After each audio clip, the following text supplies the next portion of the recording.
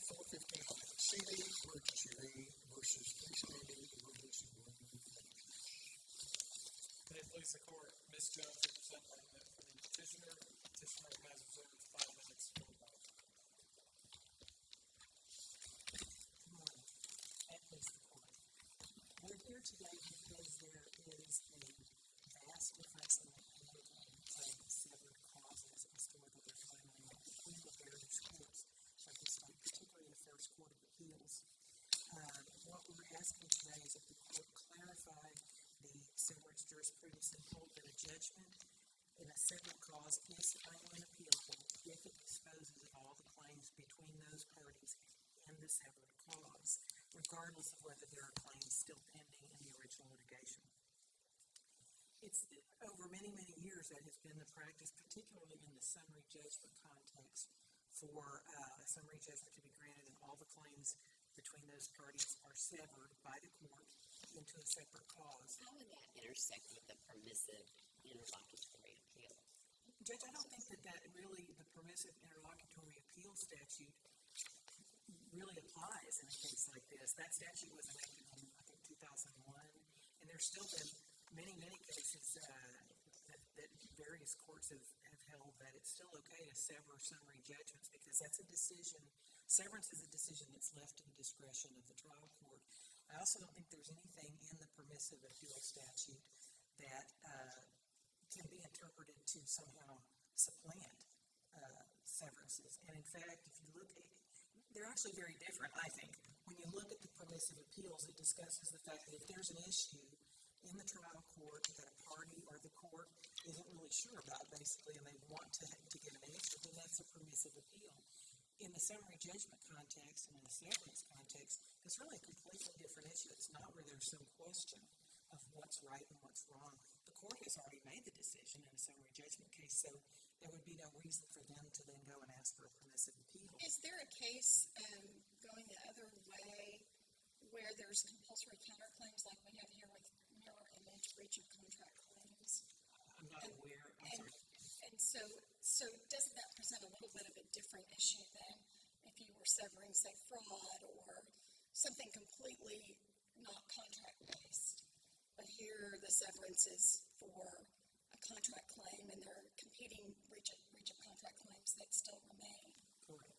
I don't know if there's a case that has specifically discussed that, but I think even back as far as, if I look at the Corona Partners case that decided, it was in 2020 that this court decided.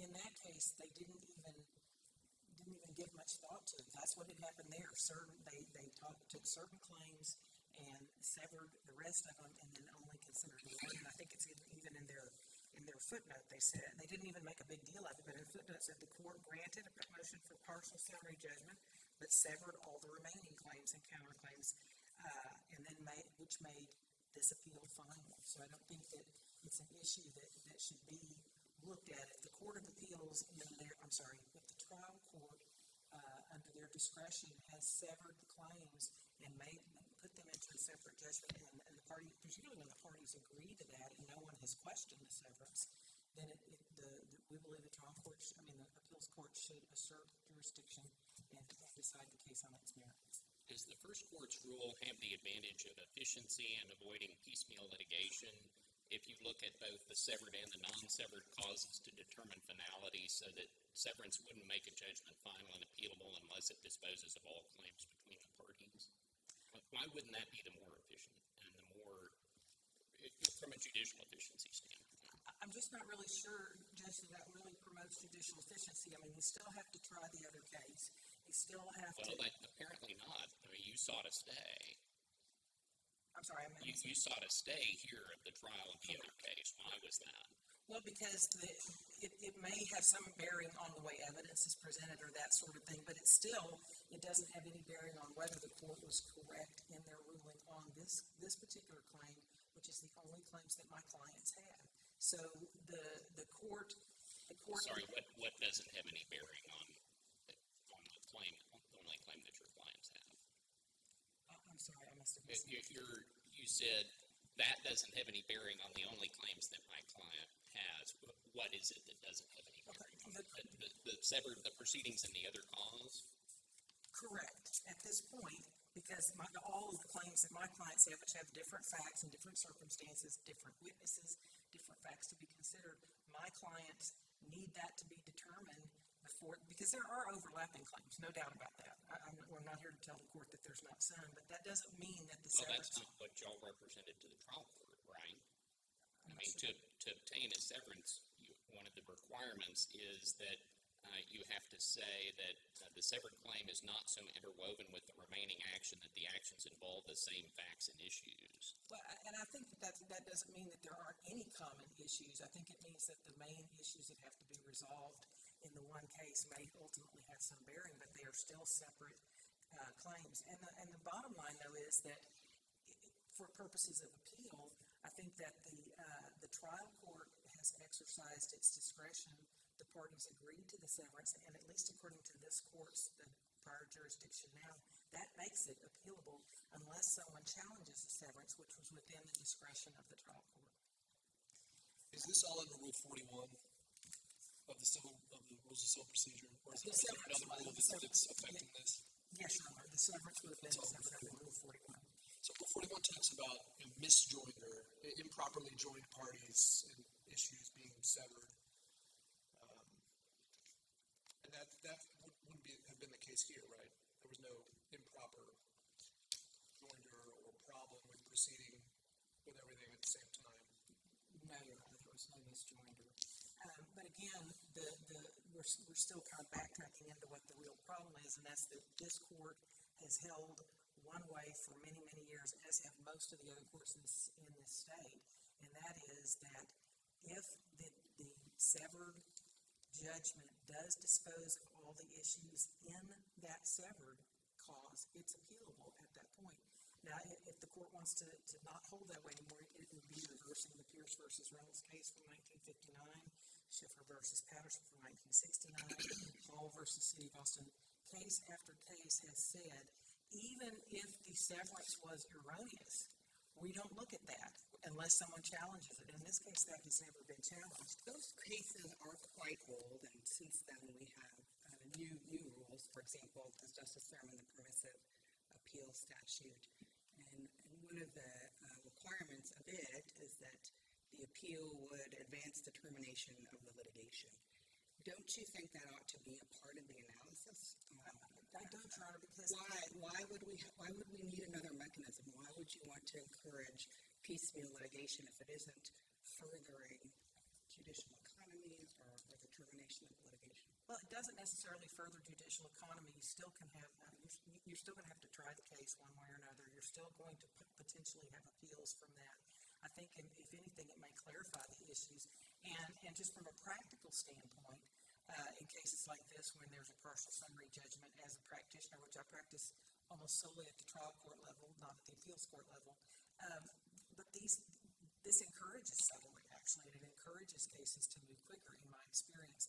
And because the court, or because the legislature has seen fit to allow the trial court to sever cases, in fact, for years and years, I've seen that done, as have many other practitioners, that's the whole point of severing a summary judgment. There would be no other reason to do it, and it's to promote getting all the issues resolved and not, and putting the case maybe theoretically where it could be resolved more quickly. But under our precedent, you can't just sever any summary judgment. It has to be one where the severed claim isn't so interwoven with the remaining action that they involve the same facts and issues, right? That's what the severance statute states. But that's actually from one of our cases, but... Correct. I'm not arguing with it that that's what the law says. What I'm saying, though, is that the precedent from this court is that if the trial court has severed that and the parties agree to the severance, or no one opposes the severance, the Court of Appeals has to accept that. They don't get to say, no, the severance was wrong. They're not supposed to look at that. And don't the parties, by the same token, have to accept that that's true if they've made that representation to the trial court to get a severance? I agree. Which could have a downside, right, as far as res judicata or collateral estoppel is concerned. It could. So you might want to be careful if you're asking for a severance where the issues really are intertwined. Correct. The other problem that we have, and that's why we're asking the court to clarify and establish a rule here, is that the majority of courts in the state follow the practice of that a severance does create a final judgment, and particularly of concern would be the 14th Court of Appeals, which is routinely held. They don't look at whether the severance was correct unless the parties ask for it. They presume that there was a reason for it to be severed, that it followed the rules, and then they rule on the merits of the case. And the 14th Court of Appeals routinely does that. And in fact, there's several where we cited the cases in our brief, but they consistently hold that absent a claim on appeal that a severance was improperly granted, we are required to consider the merits of the case. For practitioners like me in the Houston-Harris County area, that presents sort of a big problem because we don't know which court we will end up in, and we know that we might get different results if it's in the first court versus the 14th court. I want to be sure you have a chance to address the attorney's fee issue before your time concludes. It seems to me that not all attorney's fees, so this is the issue that your friend on the other side raises about whether there's finality or not because there's a pending claim for attorney's fees. And it seems to me that not all attorney's fees requests are created equal. You could have sometimes attorney's fees are available as a remedy for another claim like breach of contract. Sometimes they're standalone claims where you breach the contract just by failing to pay fees. Sometimes you've got a prevailing party statute. Sometimes you don't, like in declaratory judgments. Sometimes you've got a statute or a rule that makes a fee award mandatory. Sometimes it's discretionary. So there's a lot of variety in different kinds of attorney's fees awards. What do we do with that? When you've got a situation where the court like this disposes of all the claims, but there's an attorney's fees award out there, what should the rule be? Would it be clear to have a bright line rule that the trial court always has to dispose of a request for attorney's fees rather than having it depend on whether the parties correctly categorize the fee request on one of those dimensions, like is it standalone or is it derivative? Well, Your Honor, I'm not sure I can answer that question as to globally what that should be, but in this case in particular, there's several reasons why that should make no difference at all.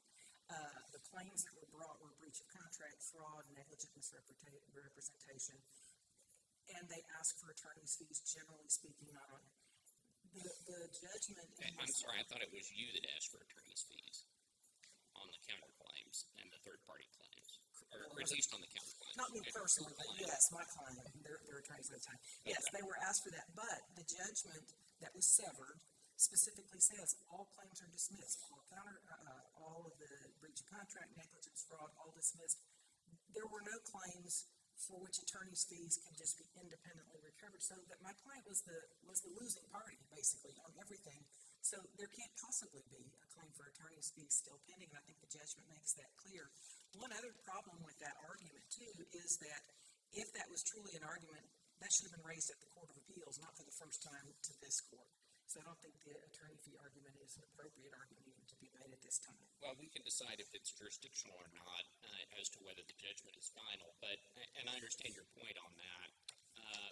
And so but your client's pleading doesn't specify the basis on which they're entitled to fees. It just says we're entitled to fees. And would that be only because of the claim for breach of contract, in your view? I think so, without going back and looking at all the causes You can't generally get fees for fraud or negligence. Correct. So there's the judgment that was entered obviously rules against us on all those, right, on any claims for which attorney's fees could possibly be recoverable. But my point is you have to go through that analysis first and say what kind of fees are these before you know whether the judgment is final under your approach, right? Presumably. Okay.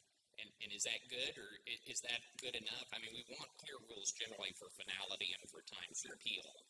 And so that's why I asked, do we want to have parties categorize the fees like these fees are just derivative of a claim that already failed, or is it a better rule to say the court always has to dispose of a fee, just so there's a bright line and everybody knows when the clock starts to run for the time of appeal? And so I guess what you're asking is, should the order have specifically said we also deny the claim for attorney's fees? Right. I don't really think it's necessary in a case where the court did, in fact, in the order specify what all the claims were and that they were all being, relief was denied. They ruled against us on everything.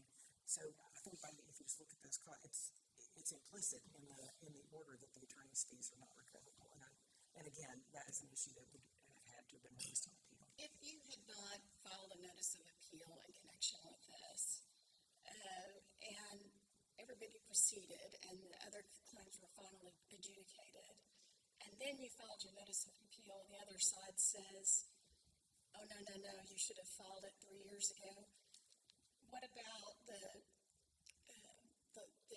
lack of indication of finality language? Would you rely on that to help you to say, oh, it wasn't final because there's no Lehman language in the severance order? Personally, I would not do that because I don't believe that Lehman requires only that there be the strict finality language. Lehman has the two-prong test, which says the judgment is final if it disposes of all the issues and parties in this cause, which means in the severed cause, or it contains the finality language. So I don't know that we would be entitled to rely on that at all. We would have to look and see what the judgment said. Any other questions? Thank you, counsel. Thank you. We'll hear from the respondents. May it please the court, Mr. Mahendru will present argument for the respondent.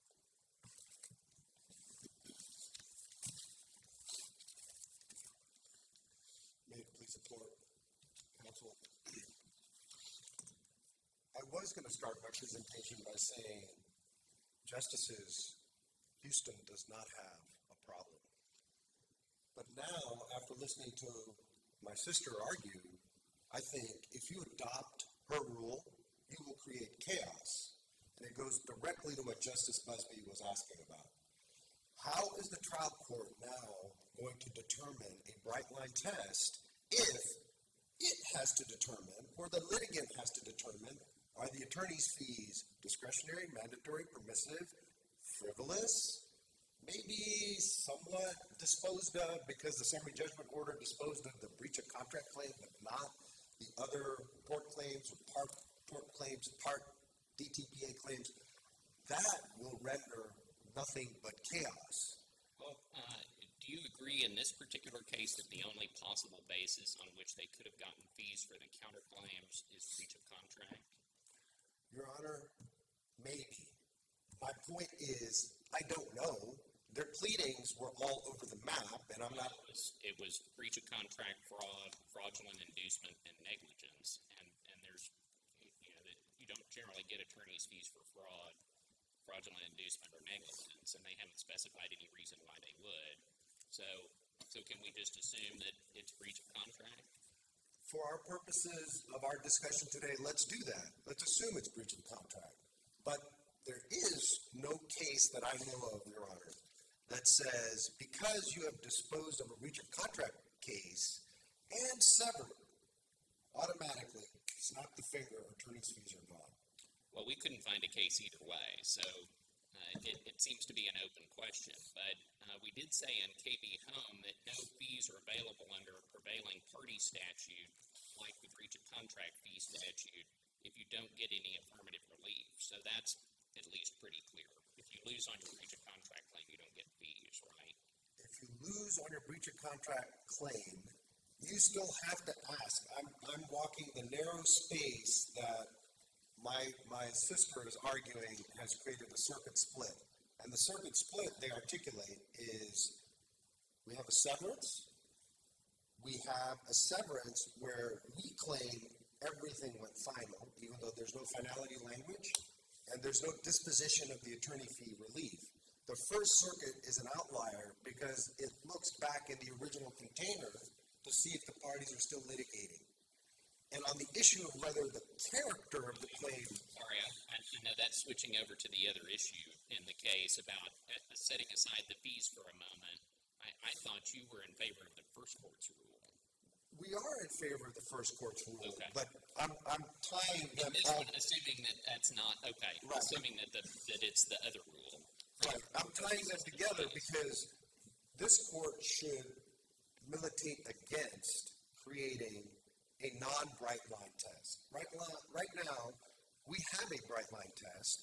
If you have a pending claim for relief, period, end of story, no matter the color, character, form of it, that pending claim of relief, even under the Lehman, McNeely, Farm Bureau line of cases, will not render a judgment final. And that's where we are right now. Well, couldn't we also have a bright line rule as to attorney's fees, that if an attorney's fees request is derivative, it's just a remedy for another claim, like breach of contract, that has a prevailing party standard, then that is automatically disposed of when you lose on the claim, and that would be our bright line rule for purposes of determining finality when there's a request for attorney's fees out there? I would caution against that, Your Honor, Why is that? because there are multiple statutes. DTPA, for example, has a prevailing party type standard. Declaratory judgment is much more looser than that. And we have cases on that, because when you lose on a declaratory judgment, that doesn't necessarily dispose of the claim for fees. That's a different circumstance. Indeed. It's a different statute. Indeed, Your Honor, but we want, I hope, we want, from a policy perspective, to give litigants and courts the bright line that is already established. And we did point the court to the Hernandez, it's an unreported opinion, of course, from the El Paso Court of Appeals, Hernandez versus Vasquez, where the litigant, the prevailing party, even though the court's order said we're not going to dispose of attorney's fees right now, in the summary judgment order, the Court of Appeals was met with the argument, well, he couldn't have been entitled to attorney's fees anyway. Quote, Vasquez candidly raises the finality issue, but argues that there could in fact be no claim for attorney's fees. Here, he urges that none of the claims asserted, fraud, negligence per se, or negligent misrepresentation, give a plaintiff or a prevailing defendant the right to fees. And while we do not dispute that claim, Vasquez did in fact plead for attorney's fees under Chapter 38, and then going on to talk about Chapter 10. You have a claim for a breach of contract remaining. Indeed, Your Honor. And is the claim for attorney's fees, if it's a prevailing party, should they prevail against you in your claim for breach of contract? Is any claim they might have in connection with being the prevailing party go away because this mirror image breach of contract claim has been severed out and fees are gone? And so what happens with the remaining other half of the breach of contract? I would fashion a guess, Your Honor, that if we were the non-prevailing party in the trial court, that the opponent would raise an argument that they can recover their attorney's fees based on the outcome of the to-be-had trial, if it goes in their favor. So there is certainly no disposition of their claim for relief on attorney's fees, either in the original action or in the severed action. But wouldn't your job have been then to oppose the severance and appeal the merits of the severance in connection with the trial court's ruling? And instead of it being a jurisdictional argument? Well, Your Honor, we were the progenitor of the severance. And if, not to get into the messy pleadings that the trial court faced in the underlying case, there's the original counterclaim from CLER, and then you've got this third-party action that my question is, because you didn't oppose severance and affirmatively sought it, how can you be heard to say that the severance was improper, or the severance failed to confer jurisdiction? Oh, indeed, we're not arguing the severance was improper, Your Honor, nor are we arguing there was a misjoinder under Rule 41. The severance was completely proper. It's just that the order never went final. And all CLER had to do was either non-suit its claims for affirmative relief, the attorney's fees, which would make the order go final, or... I'm sorry, but I think you took the other position in your brief, and maybe... So if there were not an attorney's fees issue in this case, I thought your position was that under the first court's rule, it wouldn't be final still, even if there were no claim for attorney's fees, because there are claims pending between the parties in the other cause. So the first court that, as we look at Blomstrom and the progeny of cases leading up to Blomstrom, Van Dyke, Duren, none of those cases move away from the Supreme Court's rule that, under Lehman, that you either have disposition of all claims of all parties, will make a judgment go final, or you have unmistakable language establishing the finality of the order. In this instance, everyone can agree there is no unmistakable language of finality in either the summary judgment order or the severance order. Now we're left to the first problem. Is there a claim for pending relief left? There are two instances of that discussion that the first court, following Lehman, following McNeely, following Farm Bureau on the issues, addresses, which is there is still a claim for, these parties are still litigating in the original container. And because they're litigating in the original container, it doesn't go final because there is no other way for the Court of Appeals to determine finality, because on the face of it, there's no unmistakable language. So why did you seek a severance? If the severance, putting aside the issue of attorney's fees, if the severance is not going to make anything final, because they're still litigating it, y'all are still litigating against each other in the other cause, why would you seek a severance? From a practical standpoint, Your Honor, which is what I was hinting at with Justice Bland, the pleadings were so messy, the litigation was so unshapely, the discovery was getting out of control because now three individuals who were owners of my client, Firma, were being added as individual third-party defendants on a breach of contract case. And all of the discovery was now pushing on their individual side. We wanted a clean separation in the procedural posture of the case. So you could have achieved that by just severing out the third-party claims and not the counterclaim, right? In hindsight, Justice Busby, that is 2020. And it may have, on looking at this further, maybe we shouldn't have severed out Seeley's counterclaim back against Firma and left that in the original container.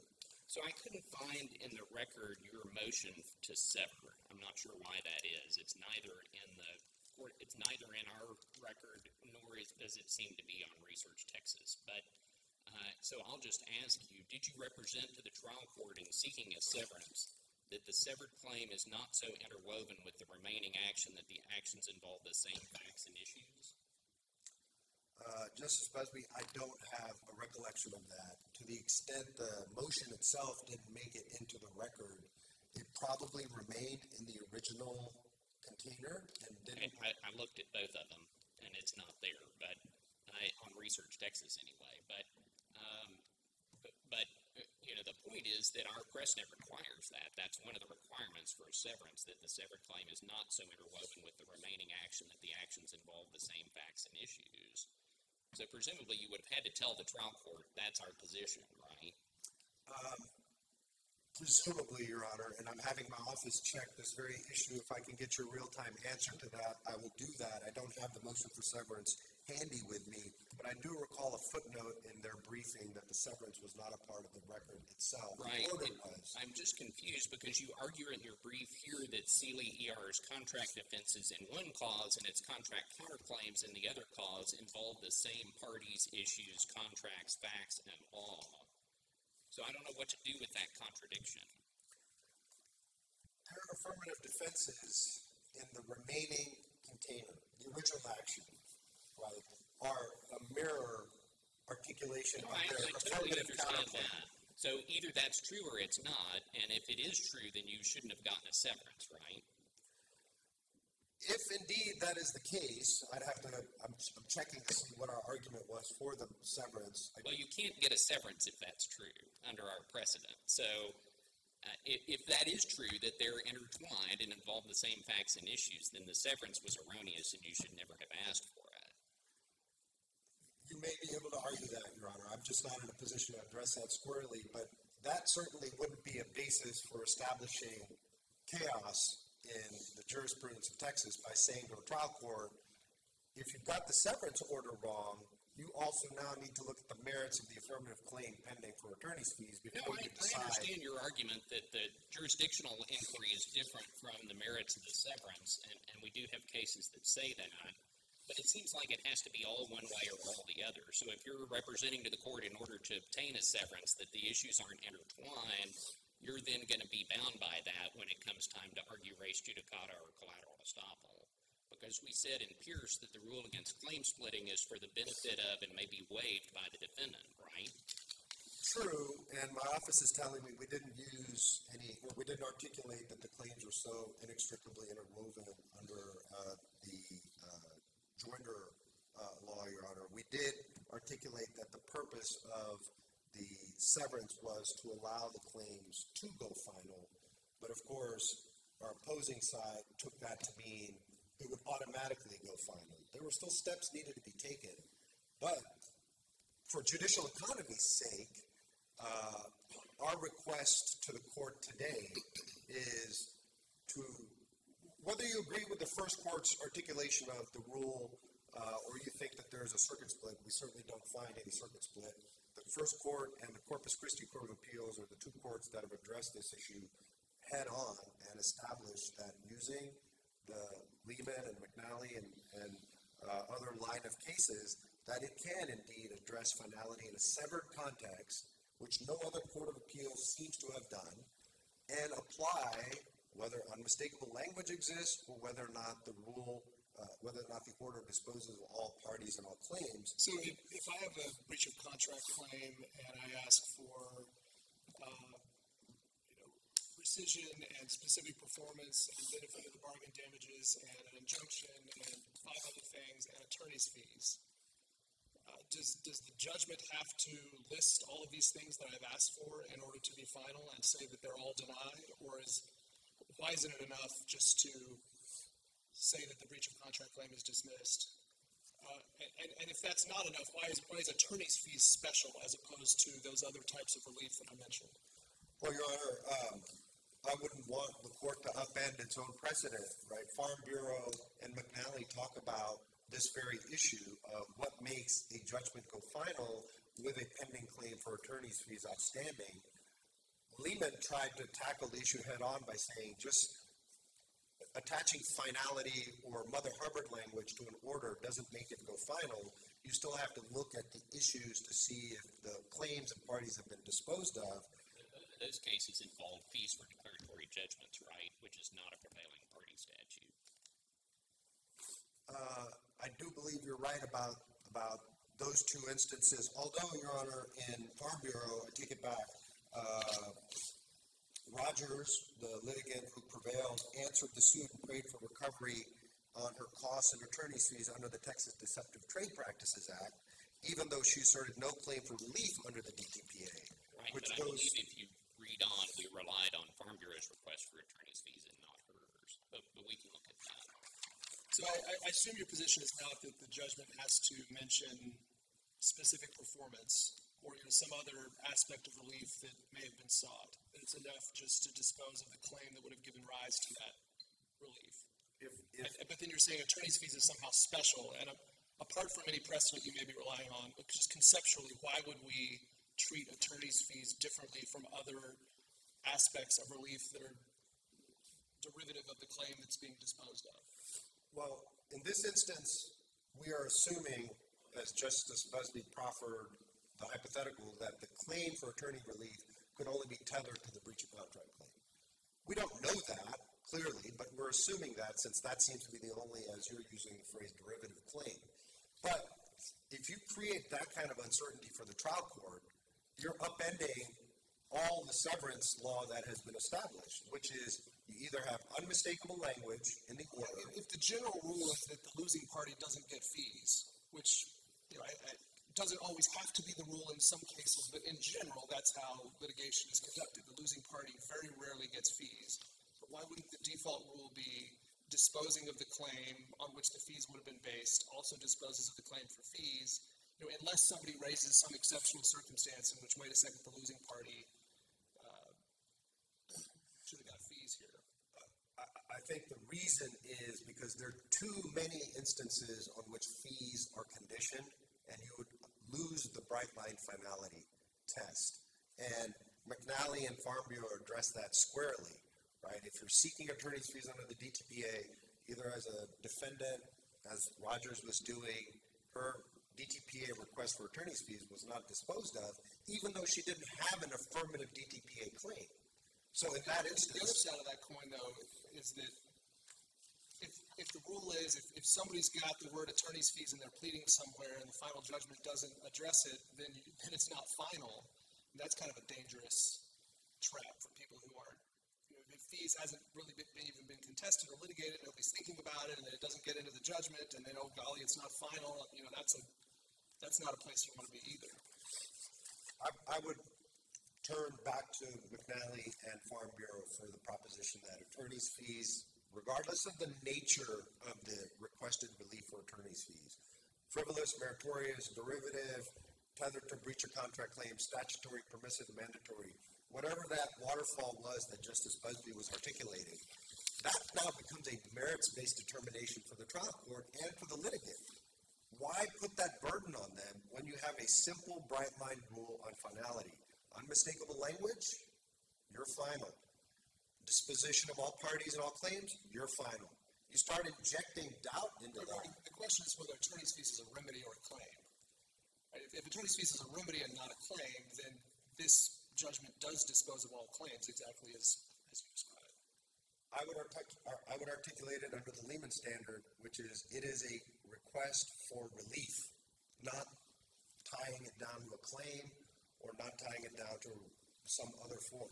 They've requested relief, and that's what is the regulator on finality. So specific performance, injunction, rescission, these other kinds of relief they could have requested, does that have to be mentioned as well? You have to dispose of all parties and all claims in order to follow the Lehman standard. If you can't establish that, then you've got to fall back to unmistakable language in the order, which then also folds in this idea of misjoinder. Clearly, we have precedent from this court that if it's a misjoined party, severance is still going to make it final or misjoinder if there is indeed pending issues and claims outstanding in the original lawsuit. I think the first Court of Appeals rule works. I don't think this court needs to massage that rule any further. Certainly, if there was a circuit split on this issue, our opposing side would have said, here are the 10 courts that handle severance orders with original claims still pending in the original lawsuit differently than the first Court of Appeals. And they can't do that because there is... Let me ask you one last question about the first court's test. Didn't we decide otherwise in Harris County Flood Control District versus Adam and basically include that the Lehman finality test applies separately to the original and severed causes? But in other words, there would be a final judgment in the severed cause under Lehman and Adam if the trial court does either of the things that you suggest. It either actually disposes of all claims and parties in the severed cause or signs an order that expressly says it's doing that. I agree with that, Your Honor. If the do you agree? I guess what I'm asking is, do you agree that Adam said you conduct that Lehman analysis just looking at the severed cause by itself? You conduct the Lehman analysis in either case, Your Honor, right? In the severed case, you have to look at finality. And we haven't walked away from that at all. We embrace Lehman, right? So if Lehman says these are the two tests you have to apply to any order, severed or not, our opposing side seems to make it sound like the severance is some supernatural judgment of some kind. Absolutely not. Severance is just a procedural mechanism to create two separate cases. That doesn't mean that the child case, if I can call it that, doesn't look back to the paternal case for some reason.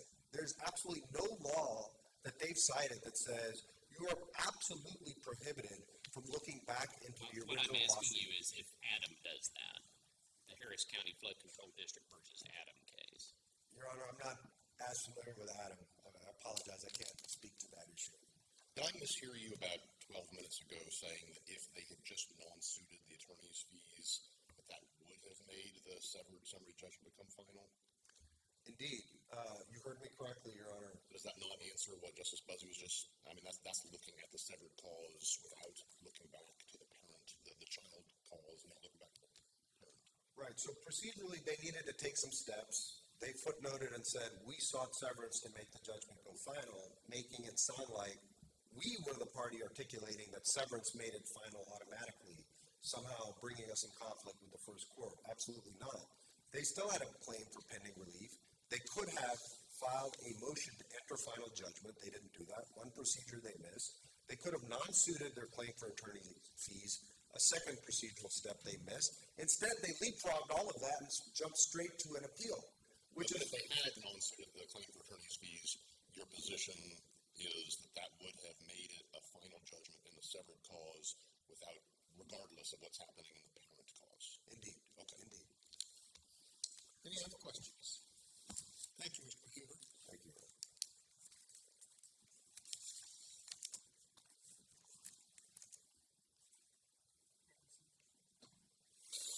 You have 5 minutes. I don't know what to say. That the respondent is saying that we want a bright line rule. We already have a bright line rule. We clearly don't, because we have a big difference among the courts of appeals in how this is decided. That's why we're asking for this bright line rule. The issue of attorney's fees, I feel like, is a non-issue. In none of the cases that were cited in the respondent's brief dealing with attorney's fees did they involve a severance at all. And because the rule of severance gives the trial court discretion to sever certain cases in certain circumstances, it does create a big difference between the cases that they cited that discuss attorney's fees and finality, because none of those involved a severance. So I think that's different. And the court brought up, I don't understand why in the lower court the respondents would have been the one to request. And of course, the motion did not make it in. It is in the trial court's folder, but for whatever reason, it didn't get included here. I don't look for it there, and I didn't find it. Oh, okay. Well, I found it somewhere. So, but I don't recall the language that it. Maybe the parties can supplement the record. Absolutely. I don't recall the language that was in there other than we want a final to make this judgment final.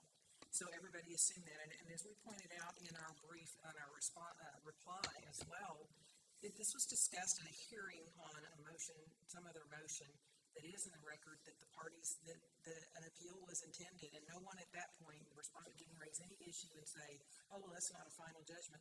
The first time we realized, which may be part of the reason that it didn't get into the record, that there was going to be some argument that the judgment wasn't final, was when the briefing to the Court of Appeals occurred.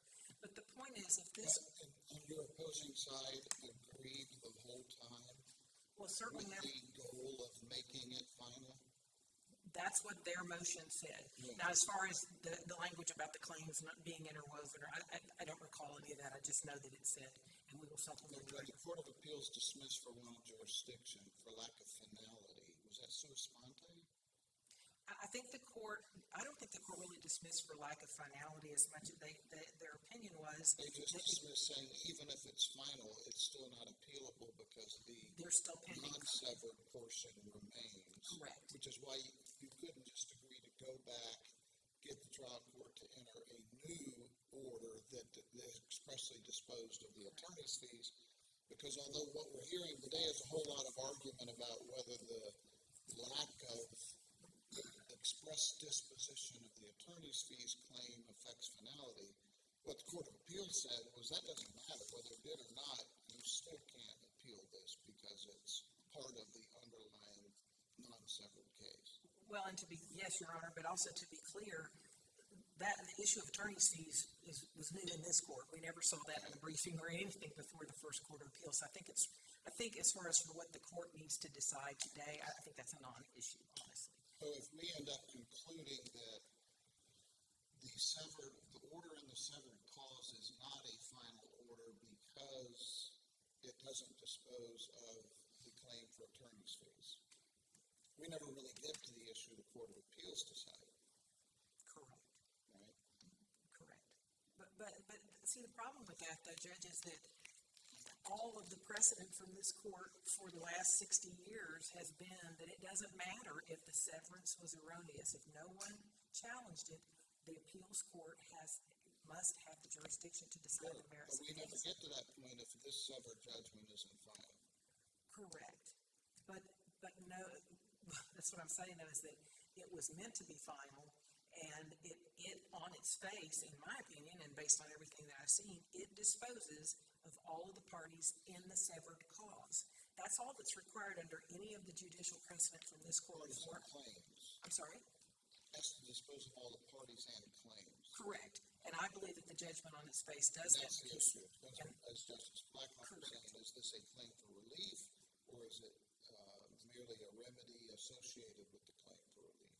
And I think that when there's a judgment that says all of the claims, including this, are dismissed, and this is, there are no other claims pending on this issue, then the prior jurisprudence of this court would say, if it says that, and if nobody objects to the fact that the severance happened, then the Court of Appeals must assert jurisdiction, even if it was erroneous, even if the trial court made a mistake in severing it, if that's not challenged. That's not a sua sponte thing that the appeals court should do.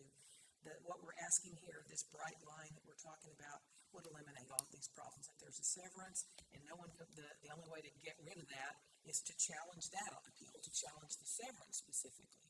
If you don't do that, then the Court of Appeals needs to decide it on the merits, and I believe that's what all the jurisprudence of this court has held for many, many years. Any other questions? I have just one last one, Chief, if I may. Justice Boyd had asked whether there was, whether the Court of Appeals raised this issue sua sponte, but as I recall, they didn't. It was FIRMA arguing that there was no appellate jurisdiction because it didn't dispose of the other claims that were still pending in the parent cause, if we can call it that. Exactly. And so even though they had asked the trial court to sever so that there could be a final judgment, they were then taking the position in the Court of Appeals that there was no final judgment. Is that the way it happened? I'm just trying to recall. I think that's exactly what happened. And we will supplement the record. Any other questions? Thank you, Ms. Jones. Thank you. The case is submitted. The court will take another brief recess. Rise.